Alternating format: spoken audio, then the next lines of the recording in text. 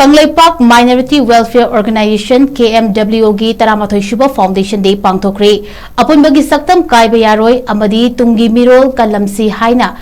Haiba Thimda Manipur Press Club ki Loktak Hall da pangthokiba Foundation Day ga mari leinana KMWO gi President na Paumi Singh da Fongdorakpada Nagamicham Tarupu Tamthina Hatopiba akan mamong da condemn tawi amadi hauzik orakle ba fiba masida Manipur Police Fawgi marakta tokhai tabagi mami ama ubo haurakle masida lengang na amata oina punsin nabagi lambi athuba matamda puthokpiu haina appeal tawrakle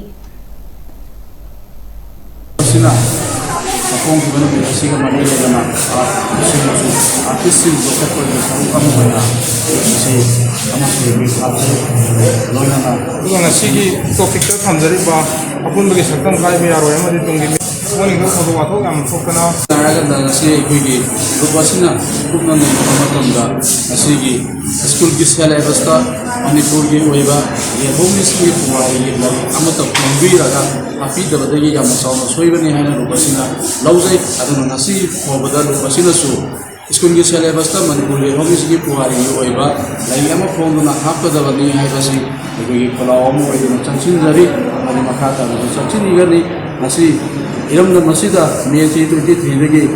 kamu khangau daba kamu ani gi oiba ohau dagi nasi angu laita ro masida la pata natana adasu gi naga badal sani ataru aibata re hakan no sinam yothina gi sa chanda chat ke daba dicha agum laba chai daba thawonga mihatin alam madu kan college tawjai ruga ngasi IDPC gi masa masa ibe da hanjel hon banga maktaba ase Manipur gi langa ke asui badi aina be hai daba namloi manamde Isa gi oina gi puruk ki oina nasi tholo ni ba sina Manipur asimul khagada ai gi no kai ba du su ba sina phau ro namloi manamdi police personnel sing asida lai ba Manipur police hai ba sida angan police Kuki police ataga naga police hai gi mo da su la le adu gi budam oina gi makoi sing asi kunsil ham da ba ai ba di kuji kuki na tongan taraga lai ba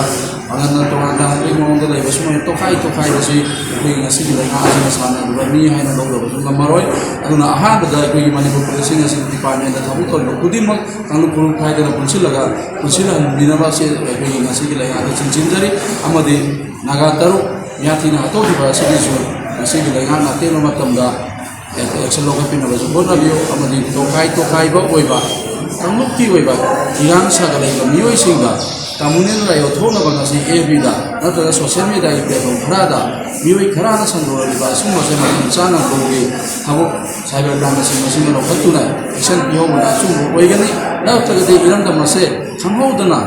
mu thoga dara natra na khangau da ba ihau amana ngasi khangau da ba ge Manipur asida ma mailek ki dagi mai gaw ki olok ka dai se no pasina ati ba phawi ngasi